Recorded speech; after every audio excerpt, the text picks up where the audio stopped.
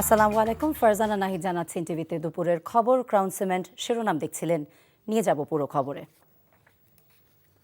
সংবিধান, প্রশাসন, বিচার বিভাগ, দুদক এবং নির্বাচন কমিশন, এই 5টি বিষয়ে জাতীয় ঐকমত্য কমিশনে সংস্কার প্রস্তাবনায় সুপারিশ জমা দিয়েছে জামায়াতে ইসলামী। দলের সেক্রেটারি জেনারেল মিয়া গোলাম পরওয়ারের নেতৃত্বে 3 সদস্যের একটি প্রতিনিধি দল জাতীয় সংসদে কমিশন কার্যালয়ে গিয়ে প্রফেসর আলী রিয়াজের হাতে সুপারিশ তুলে দেয়। সংখ্যানুপাতিক পদ্ধতিতে নির্বাচনের বিষয়টি অন্তর্ভুক্ত করেছে জামায়াত। মিয়া গোলাম পরওয়ার বলেন, জাতীয় নির্বাচন নিয়ে জামায়াত কোনো সময় বেঁধে দেয়নি। সংবিধান কাউন্সিল গঠন, রাষ্ট্রপতি প্রধানমন্ত্রীর ক্ষমতার ভারসাম্য, গণভোট, দ্বিকক্ষ বিশিষ্ট সংসদ সহ বিভিন্ন বিষয়ে সুপারিশ করেছে দলটি। রাজনৈতিক দলগুলোর ভেতর সংস্কারের ব্যাপারে কোনো রকম দ্বিধা নেই বলে জানায় কমিশন। আমরা কিন্তু নির্বাচনের দিন, মাস, বছর, ঘন্টা কিন্তু কখনো আমরা বেঁধে দিইনি। আমাদের কাছে সময়ের চেয়ে মোর ইম্পর্ট্যান্ট হচ্ছে ইলেকশনটা নিরপেক্ষ হবে কিনা। ইলেকশনটা 14, 18, 24-এর মধ্যে ইলেকশন যদি আবার হয় তো সে 6 মাস, কারণ 2 বছর 5 বছর দেরি করে তো কোনো লাভ নেই। এই জন্য আমরা বলেছি যে 15 বছর একটা অবাধ নিরপেক্ষ নির্বাচনের জন্য যদি আমরা অপেক্ষা করতে পেরে থাকি, তো সেই নির্বাচন সুষ্ঠু নিরপেক্ষ করতে গিয়ে যদি মিনিমাম কিছু সংস্কার করার প্রয়োজন হয়, তার জন্য যৌক্তিক যে সময়টুকু দরকার জামাত ইসলামী সেই সময়টুকু দিতে প্রস্তুত। রাজনৈতিক দলগুলোর মধ্যে সংস্কারের ব্যাপারে কোনো রকম সংশয় দ্বিধা নেই। রাজনৈতিক দলগুলো চান যে এখনকার যে পরিস্থিতি সেটা থেকে অতিক্রম করার, সেটা থেকে বেরিয়ে আসার পথ হচ্ছে সংস্কার। নিষ্ঠার সঙ্গে ক্ষেত্রবিশেষের সময় নিয়ে হলেও তারা তাদের সুচিন্তিত মতামতগুলো আমাদের জানাচ্ছে। ফলে আমি এই মুহূর্তে কোনো চাপের কোনো প্রশ্ন আমি দেখতে পাই না আর কি। সংস্কার প্রক্রিয়াকে দেশের ভেতর এবং বাইরে থেকে বাধাগ্রস্ত করা হচ্ছে বলে অভিযোগ করেছেন সংবিধান সংস্কার কমিশনের প্রধান অধ্যাপক আলী রিয়াজ। রাজধানীর সেডাপ মিলনায়তনের সুজন আয়োজিত রাষ্ট্র সংস্কারে রাজনৈতিক ঐকমত্য এবং নাগরিক ভাবনা শীর্ষ গোলটেবিল বৈঠকে তিনি এই মন্তব্য করেন। বর্তমান ব্যবস্থায় স্বৈরতন্ত্র ঠেকানোর কোনো উপায় নেই জানিয়ে তিনি বলেন, রাষ্ট্রের কাঠামোগত পরিবর্তন ছাড়া যত ভালো নির্বাচনই হোক না কেন পুনরায় আগের অবস্থায় ফিরে যাবে দেশ। রাষ্ট্রপতি এবং প্রধানমন্ত্রীর মধ্যে ক্ষমতার ভারসাম্যের অভাব রয়েছে উল্লেখ করে আলী রিয়াজ বলেন, এমন অবস্থা বজায় রেখে কোনোভাবেই জবাবদিহিমূলক রাষ্ট্র তৈরি করা সম্ভব নয়। সেটা সাময়িক ব্যবস্থা দিয়ে চালানো হচ্ছে, কিন্তু এটা অব্যাহত রাখলে বাংলাদেশে কেবল গণতন্ত্রের প্রশ্ন নয়, রাষ্ট্র হিসেবে তার শক্তি এবং সামর্থ্য কোনোটাই তৈরি হবে না। যে কারণে সংস্কারের প্রশ্নটা এসছে। সংবিধান সংস্কার কমিশন সকল বিষয়ে ঐকমত্যের ভিত্তিতে অগ্রসর হয়েছে। একটি বিষয়ে কমিশনের সকল সদস্য একমত হতে পারেননি, সেটি হচ্ছে রাষ্ট্রধর্মের বিষয়ে যে অবস্থান, সে বিষয়ে। সেটা আমরা আমাদের প্রতিবেদনে উল্লেখ করেছি। সংস্কার নিয়ে রাজনৈতিক দলগুলো যেসব বিষয়ে একমত হবে সেগুলো সংস্কার করতে হবে জানিয়ে বিএনপি স্থায়ী কমিটির সদস্য আমির খসরু মাহমুদ চৌধুরী বলেছেন, যেখানে ঐকমত হবে না নির্বাচিত সরকার সেটার সংসদের মাধ্যমে সংস্কার করবে।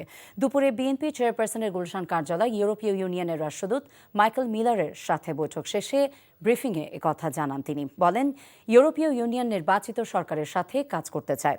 আমির খসরু আরও বলেন, নির্বাচন ডিসেম্বরের পরে যাবার সুযোগ নেই।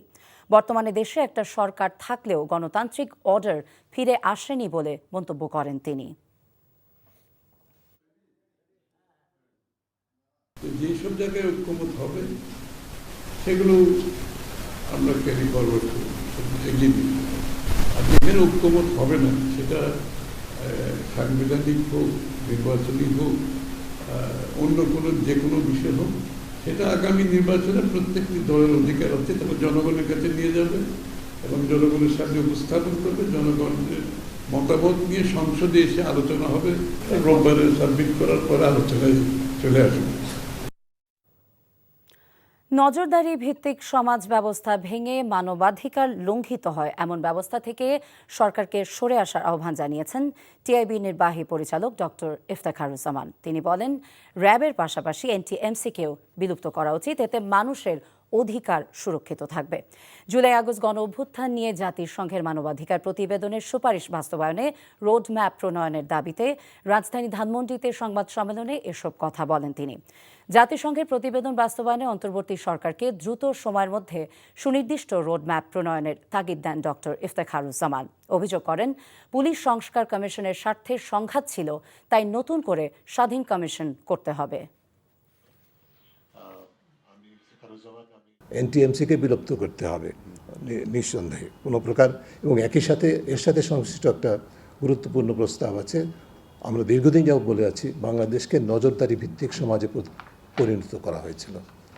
এই নজরদারির ক্ষেত্রে তারা পরিষ্কারভাবে বলছে যে আন্তর্জাতিক মানদণ্ড অনুসরণ করে, বিশেষ করে মানুষের মৌলিক মানবাধিকার লঙ্ঘিত হয়, এই ধরনের কোনো নজরদারি থেকে আমাদের রাষ্ট্রকে সরে আসতে হবে। বিচারিক আদালতে বিএনপি ভারপ্রাপ্ত চেয়ারম্যান তারেক রহমানের বিরুদ্ধে আর কোনো মামলা নেই। বসুন্ধরা গ্রুপের পরিচালক সাব্বির হত্যা মামলার আসামি সাফিয়াত সোবহান সানভীরকে দায়মুক্তি দেওয়ার উদ্দেশ্যে 21 কোটি টাকা ঘুষ গ্রহণের মামলায় বিএনপি ভারপ্রাপ্ত চেয়ারম্যান তারেক রহমান এবং সাবেক স্বরাষ্ট্র প্রতিমন্ত্রী লুৎফুজ্জামান বাবর সহ 8 আসামিকে খালাস দিয়েছে আদালত। বৃহস্পতিবার ঢাকার বিশেষ জজ আদালতের বিচারক এই রায় দেন। এর ফলে বিচারিক আদালতে তারেক রহমানের বিরুদ্ধে আর কোনো মামলা নেই। এতে তারেক রহমানের দেশে ফিরতে আর কোনো বাধা থাকলো না বলে জানিয়েছেন তার আইনজীবী। সিপিডির সম্মাননীয় ফেলো ডক্টর দেবপ্রিয় ভট্টাচার্য বলেছেন, আগামীতে জাতিসংঘের স্বল্পোন্নত দেশের তালিকা থেকে বের হবে বাংলাদেশ, কিন্তু এর সাথে নিশ্চিত করতে হবে দেশের ভেতরে থাকা স্বল্প আয়ের মানুষদের যেন উন্নয়ন ঘটে, তারা যেন পিছিয়ে না থাকে। রাজধানীর শেরেবাংলা নগরে বাংলাদেশ চীন মৈত্রী সম্মেলন কেন্দ্রে জাতীয় এসডিজি রিপোর্ট 2025 পিছিয়ে পড়া জনগোষ্ঠীর প্রত্যাশার অন্তর্ভুক্তির শীর্ষক অনুষ্ঠানে তিনি একথা বলেন। এতে আলোচকরা জানান, স্বৈরাচার শেখ হাসিনা সরকারের সময় দেশের কিছু অবকাঠামো উন্নয়ন হলেও নিম্নবিত্ত এবং সমাজের পিছিয়ে পড়া মানুষের জীবনের উন্নয়ন ঘটেনি।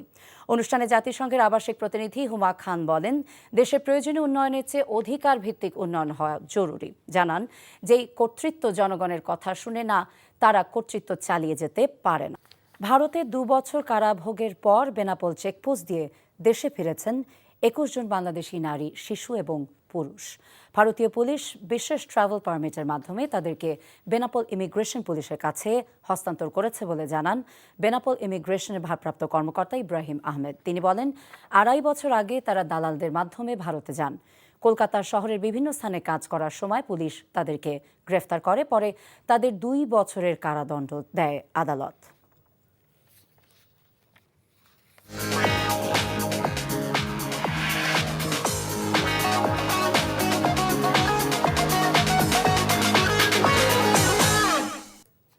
মার্কেন্টাইল ব্যাংক অর্থনীতির খবর। বৈষম্যহীনভাবে ব্যক্তি এবং প্রতিষ্ঠানের কর সীমা তৈরি এবং করের আওতা আরও বাড়ানো উচিত বলে মনে করেন এনবিআর চেয়ারম্যান আব্দুর রহমান খান। রাজধানীর আগারগাঁওয়ে Bangladesh chamber of commerce and ইন্ডাস্ট্রির সঙ্গে প্রাক বাজেট বৈঠকে তিনি এই মন্তব্য করেন। কর অব্যাহতির সংস্কৃতি থেকে বের হয়ে আসা উচিত বলে মনে করেন তিনি। অনুষ্ঠানে Bangladesh chamber of commerce and ইন্ডাস্ট্রিজের সভাপতি আনোয়ারুল আলম পারভেজ বলেন, ম্যানুফ্যাকচারিং খাত অন্য সব ইন্ডাস্ট্রির সাথে পেরে উঠছে না, এ কারণে তাদের করের আওতা সহনীয় পর্যায়ে রাখা উচিত। জানান, স্বল্পোন্নত দেশে উন্নীত হওয়ায় দেশের গার্মেন্টস খাত ক্ষতিগ্রস্ত হয়েছে। এনডিআর চেয়ারম্যান বলেন, ব্যবসায়ীদের তীব্র প্রতিরোধে ভ্যাটের একক হার হয়নি, তারাই এখন ভুগছে। সবাই একমত হলে হার কিছুটা কমিয়ে হলেও একক হারে হওয়া উচিত। এজন্য এফবিসিসিআইকে প্রস্তাব দেওয়ার আহ্বান জানানো হয়।